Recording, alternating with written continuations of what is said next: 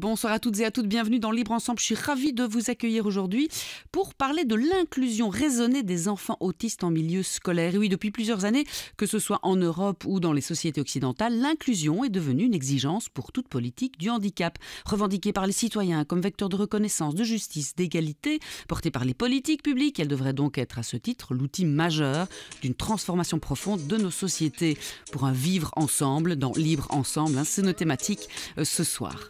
Libre Ensemble, Catherine Ax, Jacques Nizan. Depuis 3 ans, un projet, IREAMS, réunit des professionnels et des parents venant de plusieurs pays européens pour étudier la façon dont l'inclusion des enfants autistes y est mise en œuvre en épousant les situations locales, la façon dont elles peuvent être freinées, dont elles pouvaient rencontrer des paradoxes, mais aussi dont elles pouvaient permettre à des sujets de rencontrer un espace de liberté. Bienvenue ce soir à nos invités qui sont là pour nous parler de ce projet qu'ils ont soutenu, auquel ils ont participé. Je suis ravie de vous recevoir. On va commencer par Sophie. Bonsoir Sophie. Bonsoir. Sophie Brasseur, vous êtes maman d'un adolescent autiste. Vous êtes présidente de La Main à l'Oreille Belgique, une association de parents et d'amis de personnes autistes. Merci d'être là Sophie. Avec plaisir. Nous avons également... non mais ça fait plaisir, votre plaisir.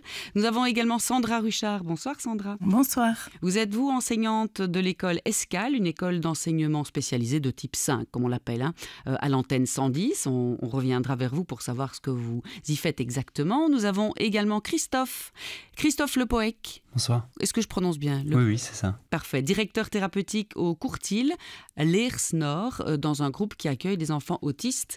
Et vous êtes vous aussi co-réalisateur d'un film documentaire dont on reparlera également, Quelque chose à leur dire. Et enfin Guy Poblom, comment allez-vous ? Très bien, merci. Bonsoir. Bonsoir Guy, vous êtes directeur thérapeutique de l'antenne 110 à Genneval, une institution donc accueillant des enfants autistes.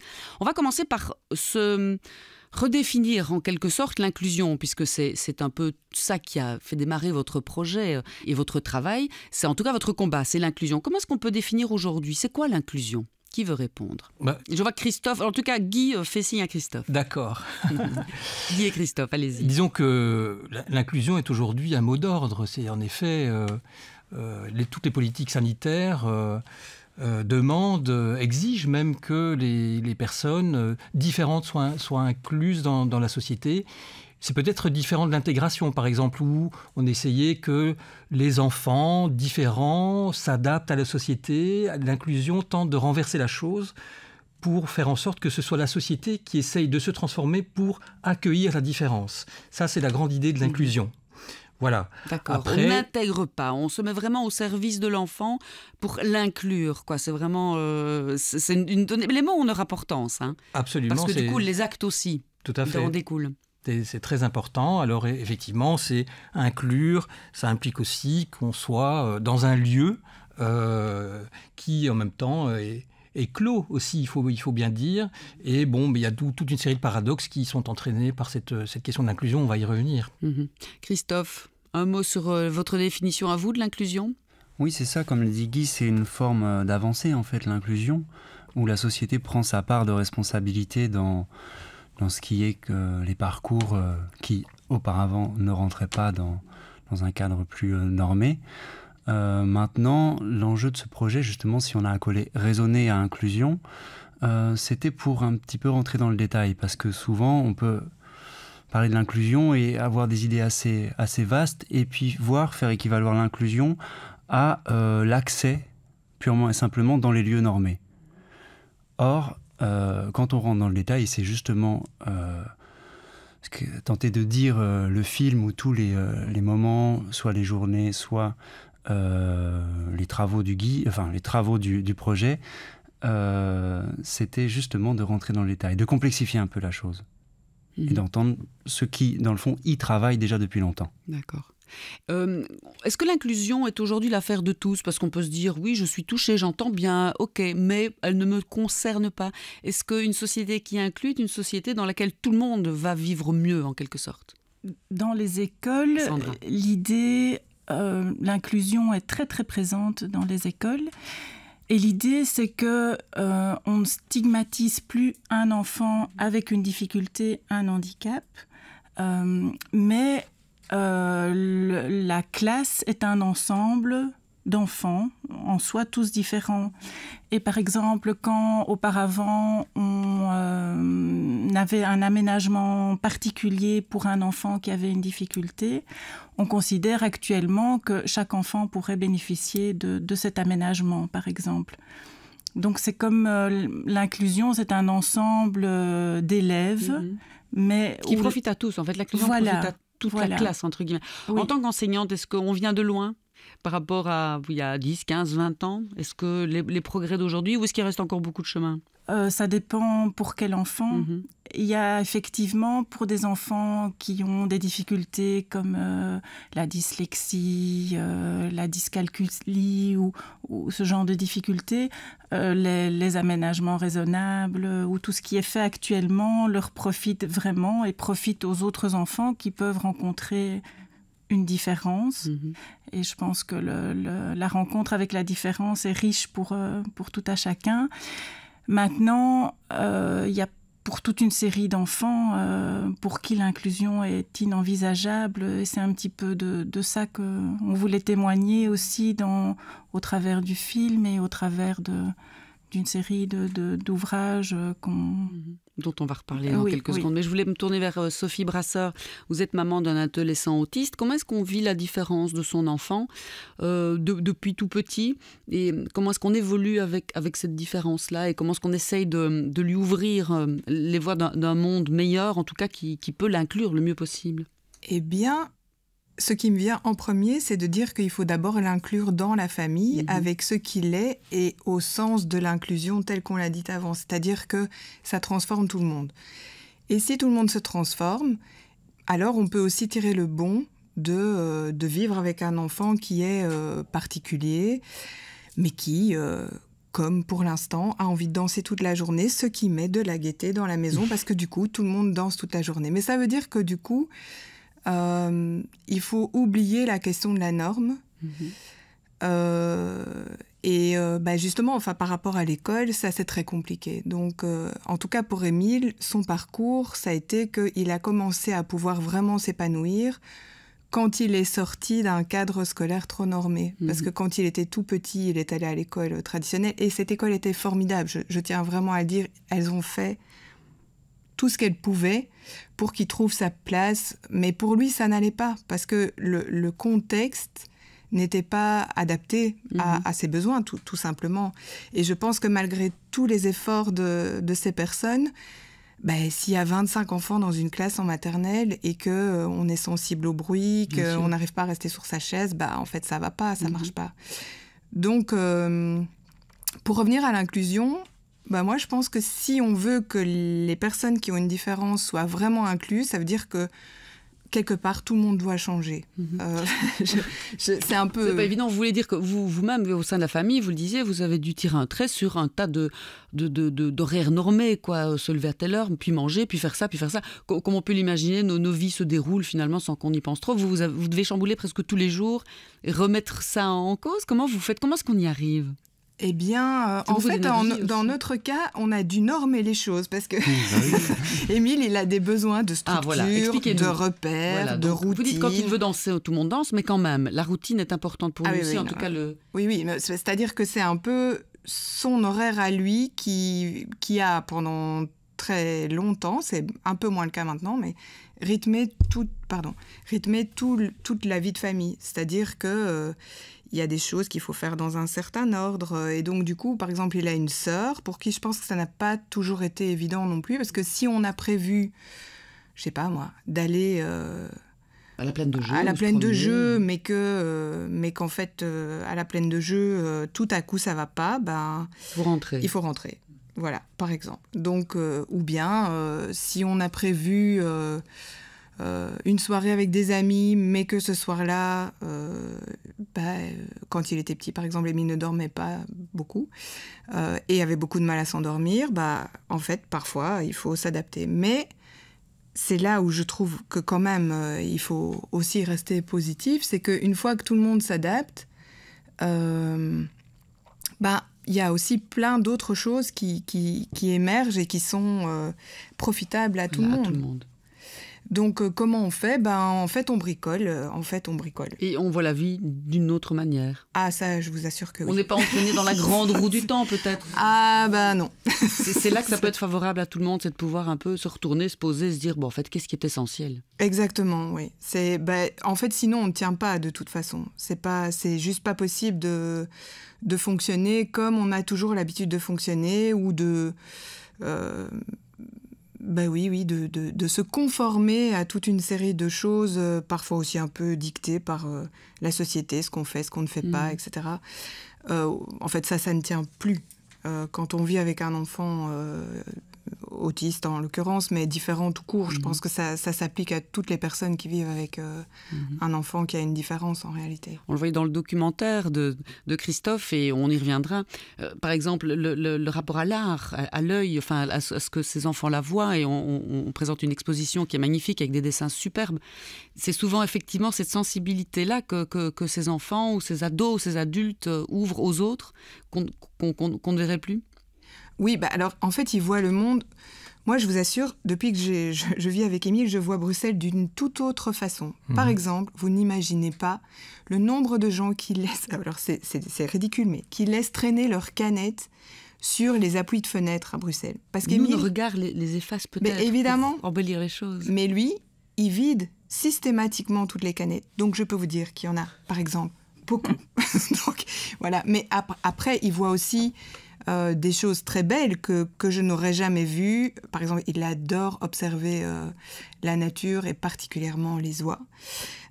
Et donc, on a fait énormément de promenades dans les parcs. Et en fait, il amène à observer les feuilles, à écouter la musique d'une toute autre manière. Il est sensible à un graffiti, par exemple, sur un mur que j'aurais jamais vu s'il n'avait pas été là, par exemple. Donc, c'est un peu... c'est un peu à double face, cette vie avec...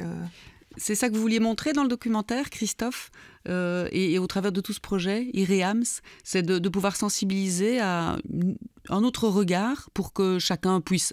Pour inclure, il faut connaître, j'ai l'impression. Il faut pouvoir être émerveillé aussi. Et on le voit, le travail des enseignants, des accompagnatrices sont formidables parce qu'il y a un lien qui se crée. C'est ce que vous aviez voulu faire dans ce documentaire ? Oui, c'est ça. Je veux juste préciser que le film s'appelle Quelque chose à dire et qu'il a été co-réalisé avec Alain Clément. Comme ça, il est évidemment. N'oublions pas le co-réalisateur. Pardon. Et oui, en effet, cette dimension de se décentrer, et quand je disais par le détail, voire par le détail, c'est qu'en effet, quand on dit autisme, des fois on peut entendre beaucoup de généralités, alors que là, par exemple, ce que Émile sent, ressent, voit, ce qui pour lui est compliqué, ce qui pour lui est vraiment une force, ce qu'il aime dans la musique et tout ça, c'est très particulier. Et donc en effet, dans le film, c'est ça. C'est pour ça que le rapport à la connaissance, qu'est-ce qu'on connaît. Il y a une maman d'Espagne qui dit que une des choses qui l'a marqué dans le parcours de son fils, c'est quand les gens lui disent « Écoutez, moi je ne suis pas un expert, mais j'ai bien envie d'aider votre fils. Oui. Et que je connais rien à l'autisme, mais à votre fils, j'ai envie de connaître. Ouais, j'ai envie de l'aider. Oui. Et donc, résultat, ces personnes rentrent dans un processus où ils vont chercher à le connaître lui. Et de ça peut être, elle parle de la dame de la cantine, du chauffeur de bus. Elle n'en parle pas dans le film, mais elle en parle beaucoup, de comment un chauffeur de bus pouvait être extrêmement attentif, la manière dont il conduisait, la manière dont il s'arrêtait, dont il pouvait lui dire bonjour. Et tout ça, voilà, c'est tout ça dont on voulait témoigner. Parce qu'il y a beaucoup de formes d'autisme, autant que de personnalités sur Terre, j'ai l'impression. Chacun son autisme, on peut dire. On pourrait dire ça un petit peu, peut-être. Pourquoi pas, c'est vrai. Je voudrais, si je peux me permettre, de rebondir sur ce que disait Sophie Brasseur, c'est très important. L'enjeu de IREAMS, c'est de problématiser la question de l'inclusion. Comme disait Christophe tout à l'heure, parce qu'il y a un paradoxe, aujourd'hui, c'est l'inclusion pour tous. Et ça pose quelques problèmes parce qu'alors, quand même, il y a un traitement de masse égal, quoi. On uniformise l'aide, l'inclusion. Voilà. Et donc finalement, les enseignants ils reçoivent des petites fiches de protocole en disant il y a des besoins spécifiques, on apporte des aménagements raisonnables, mais avec des fiches de technique et les enseignants sont un peu perdus avec ça. Et c'est ce qu'on a essayé. Parce que les enfants n'entrent pas dans les cases, évidemment. Finalement, c'est l'inclusion, mais quand même, il y a des cases. Et donc, on s'est dit, nous, mais on veut problématiser cette question-là et partir justement...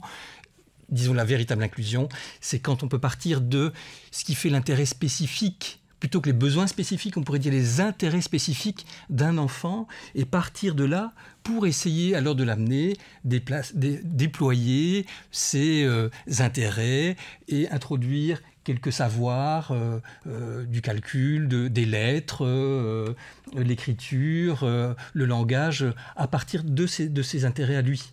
Et c'est ça qu'on voulait essayer de faire passer comme message dans le projet IREAMS. D'accord. Voilà, qui est européen. Pourquoi européen? Parce que l'union fait la force, parce que ça lié et puis profiter de l'expérience des autres, d'avoir d'autres modèles. Voilà, on partage avec, par exemple, la Belgique, on a l'enseignement spécialisé qui n'existe plus dans les autres pays européens. Il faut savoir que la Belgique d'ailleurs a été condamnée plusieurs fois parce que c'est ségrégatif. Expliquez-nous. Eh bien, l'enseignement. Par exemple, l'enseignement dans lequel Sandra a enseigné. Peut-être Sandra peut en dire un mot de ça. Donc, il n'existe plus que chez nous. Dans d'autres pays, c'est entre guillemets interdit. On aurait même envie de nous punir parce que. Alors, quelle est votre vision de cela? Mais disons que l'idée de l'enseignement spécialisé va quelque part à l'encontre de l'inclusion. Plutôt qu'un lieu où tout le monde serait réuni. Mais non, il y a encore des lieux où chaque handicap est répertorié selon un type. Mais comme disait Guy, l'inclusion pour tous, c'est un beau projet, mais je pense que c'est très utopique parce que l'école telle qu'elle est définie actuellement ne peut pas accueillir tous les... Voilà. Et je pense que... Qui serait salutaire, mais qui pourrait être long. On n'y est pas. Et même, il y a des enfants pour qui ne se retrouveraient pas dans un vous, par exemple, dans votre classe, quand vous enseignez, vous avez combien d'enfants autour de vous? Est-ce qu'ils présentent tous le même type de handicap ou pas du tout? Comment ça se passe? Non, ils sont tous différents. Donc vous passez beaucoup de temps avec chacun, alors? Oui, ils sont 3 à l'école. Donc je dis l'école, mais c'est une toute petite classe, c'est bien, toute petite pièce au sein de l'antenne 110. J'ai un intervenant de l'antenne 110 qui est toujours présent avec moi. Et je dirais que dans un premier temps, toujours, je me laisse d'abord enseigner par les enfants. Donc je regarde, j'apprends à les connaître, qui ils sont, quels sont leurs centres d'intérêt justement, parce qu'avec les enfants autistes, c'est vraiment la porte d'entrée des apprentissages, ce sont ces centres d'intérêt. C'est ce lieu-là qui va nous réunir et qui va faire qu'on va pouvoir devenir un partenaire de travail pour ces enfants. Et donc, je me laisse d'abord enseigner. Je les observe, je les suis, je regarde ce qu'ils aiment, comment ils aiment travailler.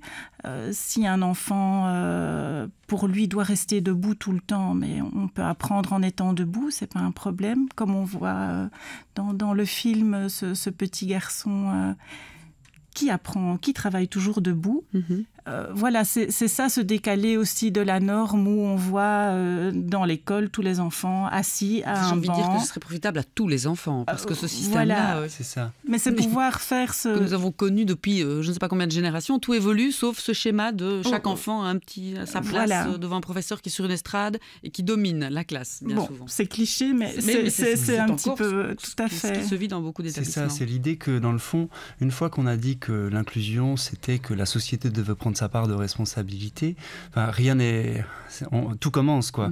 Et donc, que l'accès juste à un lieu serait l'inclusion, nous, on dit que ça suffit pas. Et taxer les institutions spécialisées de lieux ségrégatifs, nous qui travaillons et qui savons à quel point notre travail, comme une classe, comme la classe de Madame Sandra, où il y a quand même 2 grandes personnes, 2 adultes qui sont très préoccupés à ce que 3 enfants soient bien et apprennent quelque chose, c'est vecteur d'inclusion. C'est ça aussi l'inclusion. C'est ça. Et de ne pas cloisonner les choses où ce serait tous à l'école et puis on ferme les institutions. Parce que ce ne serait pas possible. L'institutrice ne pourrait pas s'occuper d'une vingtaine d'enfants très différents.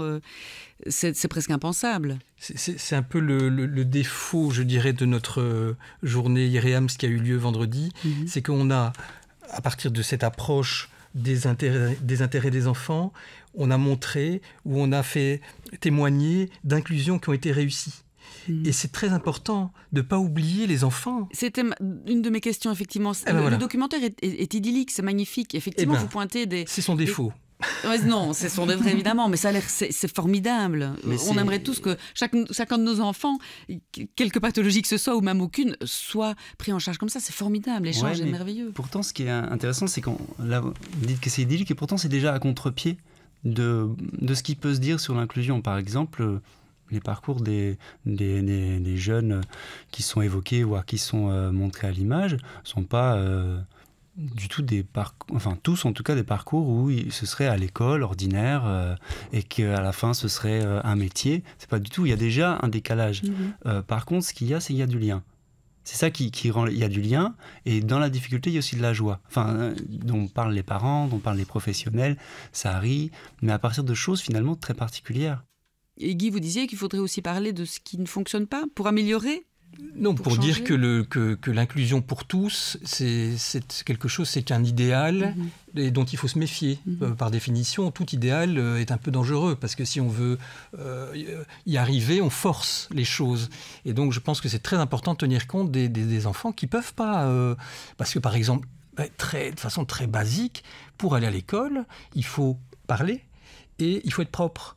Mais il y a beaucoup d'enfants qui ont c'est ce que maman explique d'ailleurs. Voilà, des difficultés, ce qui fait que ils sont pas... Son enfant ne pouvait pas entrer en maternelle parce qu'il n'était pas propre. Exactement. Et donc il faut des lieux, c'est très très important que des lieux existent, qui puissent accueillir ces enfants-là aussi. Voilà. Ce qui était très beau aussi, je trouve, c'est qu'on exprime bien dans le documentaire que l'enfant autiste s'adapte déjà tellement au monde qui l'entoure. C'est déjà un effort surhumain pour lui. Enfin, il en fait des efforts tout le temps. Et que la moindre des choses, ce serait qu'autour de lui, on puisse s'adapter à lui aussi, ça lui allégerait la vie, j'imagine. Clairement, moi je pense qu'en fait, à un moment donné, il faut... Pour moi, la véritable inclusion, c'est de ne pas non plus demander des choses impossibles aux enfants, en fait, ou aux ados, ou aux adultes d'ailleurs. Mais à un moment donné, si on met un enfant dans une situation où, pour être avec tous, il est dans une situation où lui-même, qui est déjà en difficulté au départ, va devoir encore plus que dans un autre lieu s'adapter, moi je trouve que c'est pas vraiment de l'inclusion. C'est-à-dire que personnellement, moi je trouve que Émile est particulièrement bien inclus dans l'école où il est, qui est pourtant une école d'enseignement secondaire spécialisée, mais il est parfaitement respecté dans ce qu'il est. Et il peut faire un parcours scolaire qui lui est propre et qui lui est adapté. Moi, je suis désolée, je trouve que ça, c'est plus l'inclusion que de le forcer à aller dans un lieu qui ne lui conviendrait pas. Donc, en soi, moi, je pense que la véritable inclusion, elle peut être poursuivie, et l'idéal peut être poursuivi avec une diversité de solutions en fonction de ce qui va convenir à chacun. Et je ne crois pas à une forme de pensée unique, on pourrait dire, qui dirait que c'est ça, et c'est comme ça qu'on va aider les enfants à s'inclure. Franchement, je pense que je serais certainement pas la seule maman à dire ça.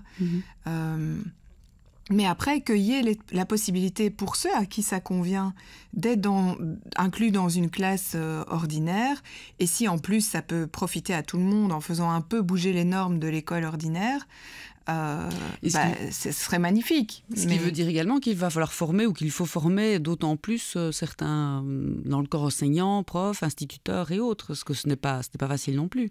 Oui, alors un petit mot pour ça, c'est une des fonctions d'IREAMS. Donc c'est-à-dire, puisqu'on a été, c'est un projet Erasmus, donc on a été financé par l'Europe, et ils nous ont demandé de produire des outils pédagogiques entre guillemets. Dont un fascicule, un guide, je sais pas comment. Il y a un petit guide qui est justement non méthodologique, qui est plutôt et qui parle des enfants autistes d'une façon tout à fait originale. Et il y a aussi le film, et on voudrait... Pour les auditeurs, c'est très important. Donc, on est disponible pour faire circuler le film, pour les présenter le film, discuter, provoquer une discussion avec les personnes intéressées, mais aussi le guide, qui est très bien fait et qu'on peut non seulement distribuer, mais accompagner pour échanger avec des enseignants, avec des éducateurs, aussi avec des parents, autour de cette idée de IREAMS. Mais ça, si je peux me Oui, bien permettre, sûr, ça Sandra. va certainement soulager certains enseignants qui se retrouvent face à des enfants dont Sans avoir aucune clé ou... voilà. Mais ça ne va pas répondre non plus à l'inclusion pour tous. Il restera tout de même toujours des petits sujets pour qui auront besoin d'autre chose que de l'école. Il reste 3 minutes environ. J'avais envie de vous demander à tous les 4, la finalité de tout ça, on parle de l'enfant, de l'adolescent et l'adulte. C'est de pouvoir quoi ? De pouvoir construire un avenir pour ces adultes-là qui pourraient apporter d'autres choses ou des choses à la société, qu'ils puissent vivre une autonomie. Comment penser l'avenir, le demain de l'enfant autiste, par exemple, Sophie ? Pour moi, l'idée, c'est qu'il puisse trouver sa place dans la société, quelle que soit sa place, j'ai envie de dire, qu'il travaille pas, qu'il soit autonome ou pas. En fait, pour moi, je pense qu'une vraie société inclusive, c'est la société où il aura sa place, quelle qu'elle soit. Est-ce que c'est possible aujourd'hui ? Est-ce qu'elle existe, cette société-là ? Pas tout Ici à ou fait, ailleurs. on va dire. Je pense pas tout à fait. Non, après ça c'est un autre problème, mais en effet, en Belgique, il y a quand même un sacré manque de place, de solutions en fait pour les adultes qui ont un handicap, quel qu'il soit d'ailleurs. Donc on n'y est pas vraiment. Et puis je pense quand même que la différence fait encore un peu peur. Donc non, on n'y est pas, mais si ça pouvait, si des projets comme cela peuvent Puis contribuer... vous battez, vous, et vous faites ces projets justement pour ça. Tout à fait, exactement. Christophe et Guy, Sandra, peut-être une réflexion, un mot de la fin. Bon, justement, qu'une place à la variété des possibles. Et justement, vous avez noté que dans le film, on ne donne pas de définition de l'inclusion. D'ailleurs, seule définition qu'il y aurait, elle est même un petit peu bafouillante, elle cherche ses mots, et elle finit sur une formule que j'ai trouvée très jolie, c'est une maman, Mireille Battu, qui le dit, dans le fond, c'est être avec d'autres et me faire connaître par d'autres. Et je trouvais que déjà, dans cette définition, ça réouvrait tout. On n'est plus du tout sur une question normée, il faut remplir les cases ou quoi, c'est être avec d'autres et me faire connaître par d'autres. Il y a du lien, il y a de l'avec, et voilà. Ouais. Moi, je dirais que l'objectif, c'est que cet enfant qui deviendra adulte puisse être citoyen. Devenir citoyen, et il y a beaucoup de façons de devenir citoyen. Il n'y a pas que l'école qui permet de devenir citoyen dans le monde, et on doit faire confiance à l'inventivité, à la créativité de ces personnes, voilà, qui peuvent trouver des voies pour s'inclure à leur façon. On le voit avec ce journaliste écrivain qui est assez médiatisé, Joseph Skovanec, qui ouvre des possibles. Et je pense que je connais un tas de gens qui trouvent leur compte, qui ont vraiment des résonances pour tous les enfants et les adultes que nous sommes. Je crois que ça peut faire du bien à tout le monde. Un mot sur comment peut-être voir pour nos auditeurs, là, demain, ou ce soir, s'ils ont envie de vous contacter, un site internet, un contact pour voir le documentaire, Si on tape IREAMS sur Internet, on va tomber sur le site IREAMS et le film va être disponible bientôt sur ce site. Ou peut-être aller le voir Oui, il va être... il est peut-être déjà. Il est peut-être déjà. Ou des projections futures. Alors, on a tout juste terminé le film pour la journée du 3 juin. Oui, voilà, donc nous avons eu la primeur. Cette semaine encore, il était en dernier petit réglage, mixage et sous-titres. Donc voilà. Longue vie à lui. Très bientôt, on va diffuser. Il y aura un trailer qui pourra circuler sur YouTube. Voilà, on peut nous contacter à l'antenne 110, c'est facile à retenir, ou au Courtille. Et comme ça, on peut... ou à la main à l'oreille. Ou à la main à l'oreille. Vous pouvez aussi contacter la main à l'oreille. On a aussi un site, un compte Facebook, s'il y a des parents qui en tout cas souhaitent nous rejoindre, bienvenue. Voilà. Eh bien, merci à tous les 4 d'avoir été là. C'était très, très constructif et je suis sûre que ça a ouvert l'oreille à pas mal de parents et d'auditeurs. Merci beaucoup Sophie, Sandra, Christophe et Guy. Merci aux auditeurs d'avoir choisi de nous suivre et on se donne rendez-vous la semaine prochaine pour un autre rendez-vous de la laïcité. Belle soirée à tous. Merci. Merci. Au revoir. Merci. Au revoir.